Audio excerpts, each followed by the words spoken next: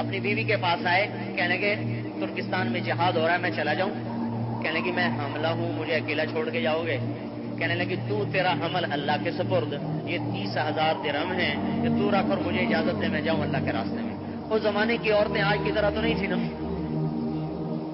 کہ ہم نہیں جانے دیں گی، انہوں نے اپنے حق، یہ نہیں کہ ان کے حق نہیں، انہوں نے حق معاف کر دی، کہا معاف ہے، آگے لے لیں گے۔ بقول مولانا سعید خان صاحب کے کہ وہ کہتے رحمت اللہ علیہ، وہ یہ کہہ کے نکلتے تھے لوٹ گیا تو ہو جائے گی ملاقات، نہیں تو جنت میں مل لیں گے۔ اب یہ نکلے فروخ رحمت اللہ علیہ بیوی کو حاملہ چھوڑ کے، کہاں؟ ترکستان کی طرف۔ 1 مہینہ، 1 چلہ، 3 چلے، 1 سال، 2 سال، 3 سال، 4 سال، کوئی خبر نہیں فروخ کہاں گئے۔ پیچھے بیٹا پیدا ہوا، پروان چڑھا، جوان ہوا، اس کی جوانی ڈھل رہی، یہ بچہ پروان چڑھ رہا، وہ اپنے خاوند کی آس میں انتظار میں دیواروں کے ساتھ اس کی جوانی گزر رہی، سیاہی سفیدی میں بدل گئی، رونق چھریوں میں بدل گئی، جوانی بڑھاپے میں بدل گئی، آس کا پنچھی پھر بھی نہ ڈوبا، انتظار پھر بھی رہی کہ کبھی تو آئے گا، کبھی تو آئے گا۔ 30 برس گزر پر روح کا پتہ ہی کوئی، کبھی خبر آئے کہ زندہ ہے، کبھی خبر آئے شہید ہو گئے۔ ایک رات میں ایک بڑے میاں ہتھیار سجائے ہوئے مدینے میں داخل ہوئے، لوگ عشاء پڑھ کے لوٹ چکے اور یہ اپنے گھوڑے پہ دل کی چال چلتے آ رہے، ان خیالات میں غلطاں و پیشاں، پریشان حیران۔ یہ کون ہے؟ یہ وہ جوان ہے جو آج سے 30 برس پہلے نکلا تھا کالی داڑھی کے ساتھ، آج لوٹا ہے سفید داڑھی کے ساتھ۔ فروخ اس سوچ میں ہے کہ بیوی زندہ بھی ہے یا مر گئی، حاملہ تھی، کیا ہوا؟ 30 برس میں تو نسل ختم ہو جاتی ہے، کوئی مجھے پہچانے گا بھی صحیح کہ نہیں پہچانے گا۔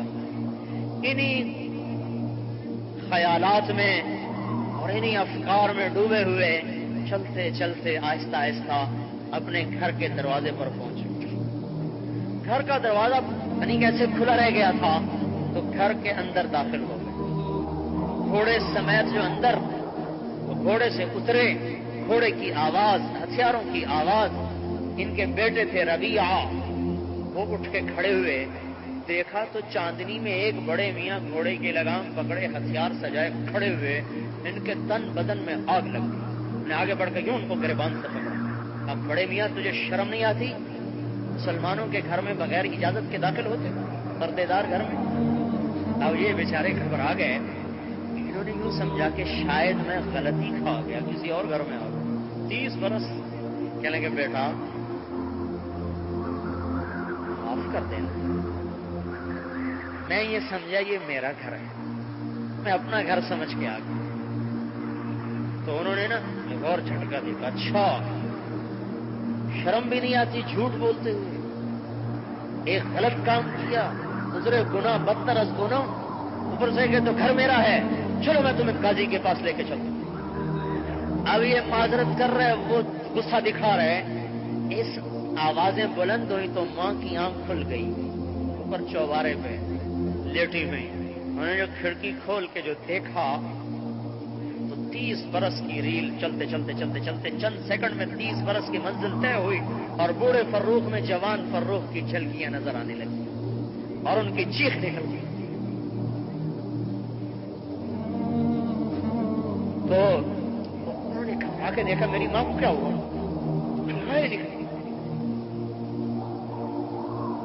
گھربیا کجی اماں کا کس سے لڑ رہے ہو؟ کہا کوئی اجنبی ہے، پتا ہے کون ہے یہ اجنبی؟ کا نہیں، کہ یہ تیرا باپ ہے جس کے لیے میں نے زندگی گزار دی، تیرا باپ ہے، پاؤں میں پڑ اس کے، گر گئے قدموں میں، پاؤں چومنے لگے، پاؤں پکڑ لیے، معافی مانگنے لگے، باپ بیٹا گلے مل رہے۔ پڑھو کہانی ہے، یہ لکھا ہوا ہے، یہ لکھا ہوا ہے کہ اس طرح گھر چھوڑے۔ فجر کی اذان ہو گئی، میاں بیوی کی کہانی چلتی رہی 30 برس کی۔ کہنے لگے، بیوی نے کہا، وہ بیوی سے کہنے لگے جو پیسے دیے تھے اس کا کیا کیا؟ کہنے لگے مسجد میں جا کے دیکھ لینا۔ کہنے لگے ربیعہ کہاں ہے؟ کہنے وہ تو پہلی اذان پہ چلے گئے تھے. جب یہ پہنچے تو اذان نماز ہو گئی, نماز ہو چکی تھی. تو اپنی نماز پڑھی اور روضہ پر تشریف لائے صلاۃ و سلام پڑھنے کے لیے کہ اس وقت روضہ اطہر مسجد سے باہر تھا. تو آ کر اپنی محبت میں 30 برس کی قضائیاں دینے لگے. سلام پڑھتے رہے. اتنے میں جو نظر پڑی تو مسجد کھچ کھچ بھر چکی اور ایک نوجوان مسجد میں بیٹھا درس دے رہا. بینائی کمزور ہو چکی, پہچان نہیں سکے کون ہے, تو پیچھے ہو کے بیٹھ گئے, سنتے رہے. جب درس ختم ہوا تو ساتھ والے آدمی سے کہنے لگے بیٹا یہ کون ہے؟ تو وہ کہنے لگے بڑے میاں چچا جان معلوم ہوتا ہے آپ مدینے کے نہیں ہیں, آپ ان کو نہیں جانتے, مدینے کے امام کو نہیں جانتے؟ کہ بیٹا میں ہوں تو مدینے کا, آیا بڑے مدت کے بعد. آئیے ربیہ ہیں مالک کے استاد, ابو حنیفہ کے استاد, سفیان ثوری کے استاد, سفیان بن عیینہ کے استاد, اور یحییٰ بن معین کے استاد. اور یہ ان کی تعریف, جیسے کوئی عقیدت میں تعریف کرتا ہے نا, تو انہوں نے کہا بیٹا لم تنتسبہ الیہ, تو نے نام تو بتایا, اس کے باپ کا نام ہی نہیں بتایا. عرب میں دستور ہے باپ کا نام ساتھ بتاتے ہیں, تو جذبے میں امام کہہ کر ربیہ کہہ کر نام نہیں بتایا. کلم تنتسبہ الیہ, تو نے یہ تو بتایا نہیں بیٹا کس کا ہے. کہا چچا جان یہ فروخ کا بیٹا ہے, اس کا باپ چلا گیا تھا اللہ کے راستے میں, آج تک لوٹ گیا.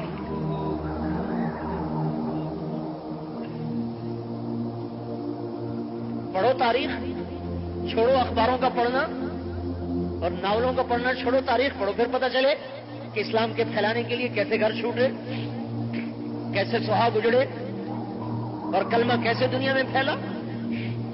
ایسے تو نہیں رضی اللہ عنہ بن گئے تھے, مفت میں بن گئے. قرآن پکار پکار کے بولا کہ جنت واجب ہوگی, ایسے ہی.